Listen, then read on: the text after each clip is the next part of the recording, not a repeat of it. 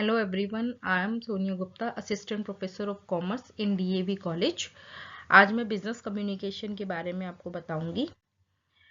सबसे पहले हम डिस्कस करेंगे बिजनेस कम्युनिकेशन का मीनिंग।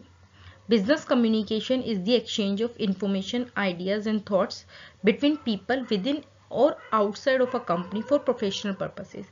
जब हम किसी भी प्रोफेशनल पर्पस के लिए कंपनी के अंदर के लोगों के साथ या कंपनी के बाहर के लोगों के साथ एक्सचेंज ऑफ इंफॉर्मेशन, आइडियाज या थॉट्स करते हैं तो हम उसे बिजनेस कम्युनिकेशन बोलते हैं। नेक्स्ट आता है टाइप्स ऑफ बिजनेस कम्युनिकेशन। जो बिजनेस कम्युनिकेशन है वो ब्रॉडली 2 टाइप्स में डिवाइड किया गया है।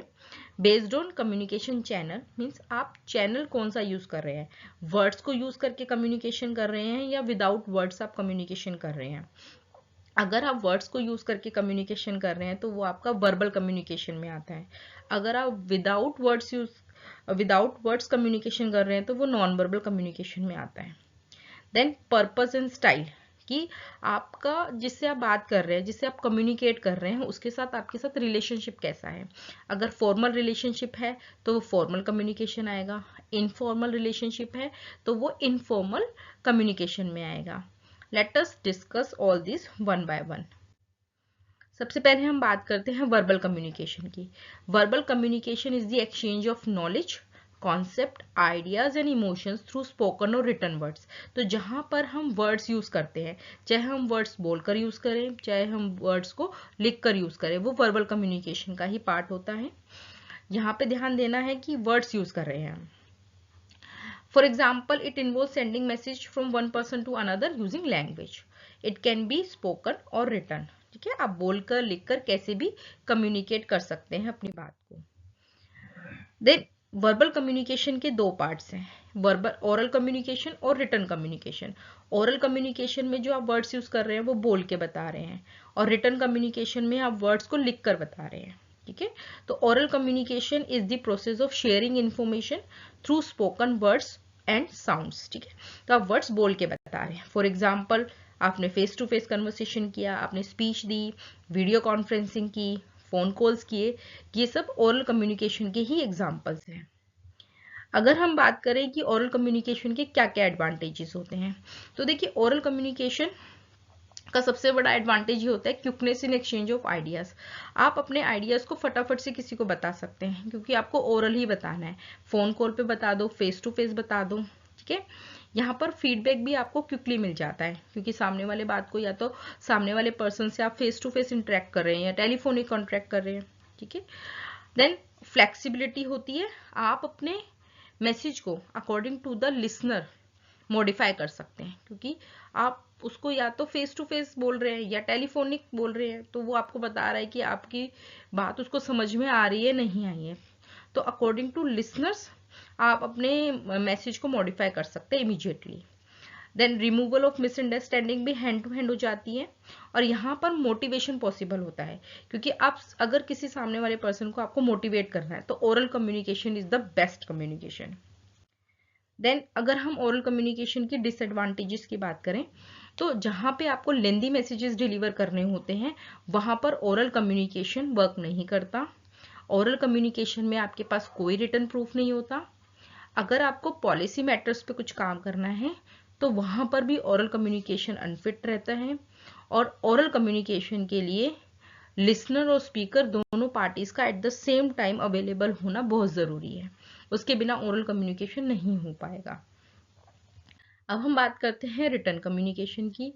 तो written communication is the transmission of information, concept, thoughts and messages through written language. तो यहाँ पर आपने वर्ड्स भी यूज किए हैं लेकिन लिखकर यूज किए हैं।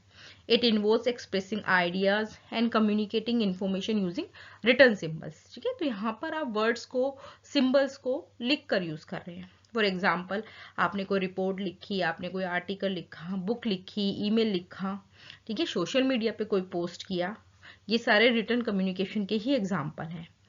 रिटन कम्युनिकेशन का बेनिफिट क्या होता है, it provides a record of information. ठीक है, तो यहाँ पर रिटन में होती है सारी चीजें, तो हर चीज का रिकॉर्ड होता है, आप कभी भी रेफरेंसेस के लिए, रिव्यू के लिए उनको रेफर कर सकते हैं। It allows for careful consideration and editing before delivering the message, क्योंकि हर चीज रिटन में होती है, उसका प्रूफ होता है। तो आप जब भी रिटन कम्युनिकेट करें तो केयरफुली उस मैसेज को देखें, एडिट करें, ठीक है, ताकि आप अपने मैसेज को क्लियरली दूसरों तक बता पाए।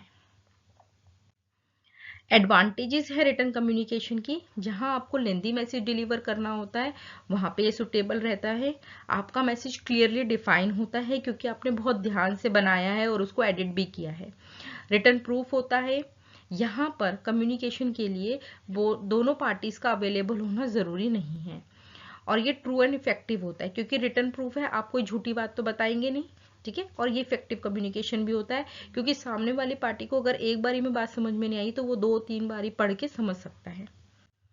इसका डिसएडवांटेजेस क्या होता है कि जो अनएजुकेटेड पर्सन होते हैं उनके लिए ये अनफिट रहता है क्योंकि उन्हें पढ़ना नहीं आता। यहाँ पर सिक्रेसी नहीं होती क्योंकि कोई एक बहुत सीक्रेट मैसेज है, उसको आपने रिटर्न में किसी के पास भेजा है तो उसको बीच में कोई पढ़ भी सकता है। वेस्टेज ऑफ टाइम होता है क्योंकि ये लेंदी प्रोसेस होता है।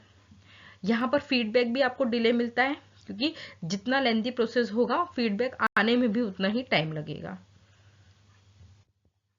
नेक्स्ट आता है non verbal communication. Non verbal communication वो कम्युनिकेशन होता है जहां पर हम वर्ड्स को यूज नहीं करते हैं, ठीक है। Non verbal communication is the exchange of information, thoughts and emotion without the use of word, ठीक है।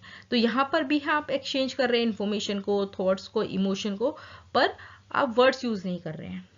फॉर एग्जाम्पल, आपकी बॉडी लैंग्वेज बहुत कुछ बोलती है, आपके फेशियल एक्सप्रेशंस, आपके आई कांटेक्ट, ठीक है, आपके जेस्टर, आपका पोस्चर, आपका वॉइस इंटोनेशन बहुत कुछ बोलता है, ठीक है। वॉइस इंटोनेशन क्या होता है, जैसे कि आप बोलते बोलते कभी गुस्सा आ रहा होता है तो आपकी आवाज ऊंची हो जाती है, ठीक है। तो अगर आपको किसी पे प्यार आ रहा होता है तो आपकी आवाज बहुत कम, स्लो हो जाती है। तो ये वॉइस इंटोनेशन है कि आपकी आवाज कब ऊंची हो रही है और कब स्लो हो रही है। It can support, reinforce, contradict spoken communication, ठीक है। तो जो आपका वर्बल कम्युनिकेशन होता है ये उसको सपोर्ट करता है। It helps in interpreting the underlying meaning, emotions conveyed through spoken words. तो जो भी आपने वर्बल कम्युनिकेशन के थ्रू कम्युनिकेट किया है, नॉन वर्बल कम्युनिकेशन उसको सपोर्ट करता है।